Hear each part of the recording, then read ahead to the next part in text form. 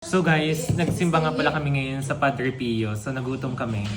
Dumayo kami dito sa Ann Steakhouse sa may plaza kasi senior high school pa lang kami. Dito na kami kumakain. Ay, may bago pala silang labas na smoked pork belly. Dito lang daw matitikman sa Tanawan. So itatry namin and i-review namin kung gaano kalambot. Kasi 8 hours daw nila niluluto yon. Siyempre kasama namin yung mga walang sakit. Good health. Walang sayad. You only live once. So, wag mong pagkaitan ng Yes sarili guys. mo kumain ng masaya. Ito guys, alam niyo kung bakit dito kami lagi kumakain? Senior high school pa lang kami. Ganito na yung kanilang price sa mura. Mura yung kanilang menu. Ayan. Maganda yung venue. Dito lang yan sa Ann Steakhouse. So okay na kami dito. Ito healthy yung kanyang atay. Salamat ng Carousel. In-introduce na kami dito nung kami senior high school. So hanggang ngayon, nabalik kami dito. Carousel namin nakita tong Ann Steakhouse. Ayan, dito kami Wala kumakain. dapat ang ilibre dito. Yes. Guys, itong kagandahan dito, naka-aircon din sila. Hindi kayo babanasin dito, ayun. May pa-music pa. Bagay ba kayo? Anong pinaluto mo sa inyo? Hindi ka kakain sana? Sarsa. Nagpaluto ng Isang sarsa. talyasing bulalo. Nagkuya to ng isang talasing sarsa, hindi daw kakain. Nung nakahayin ng smoked pork belly, kakain kaming lahat. So guys, kasi before, ang favorite ko talaga dito is chicken fillet. Yeah, kasi kalasa ng mga kainan. Ang dami pang gravy. So ikaw, anong favorite before nung senior high tayo? Lahat basta libre.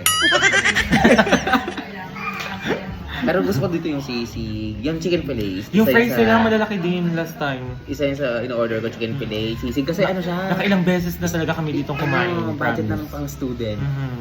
Kaya yun. Kaya patok na patok ngayon sa mga estudyante kasi ang chicken fillet dito 99 lang talaga. Ay, by the way guys, ito ay located dito sa plaza sa Ang steakhouse, guys. So, kaya siya sa steakhouse, baka naman sabihin nyo, bakit nulo ko yung sisig, chicken fillet, steakhouse nga. May steak sila guys, hindi lang kami nag-steak nga kasi wala kami pang steak. No, syempre. Then available din yung kanilang coffee, matcha and tea based. At add-ons. Ayan. Lemonade. Yan yung mga kasama. While waiting, nag-music na kami dito.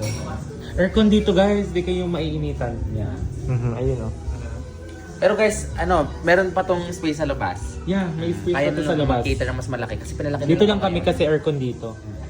Bawal mo banasan yung tatlong magaganda. Ano na yun? Ano si gandahan? Si Goldina. Gising na naman ang Diwanar hanggang alas 4 ng madaling araw.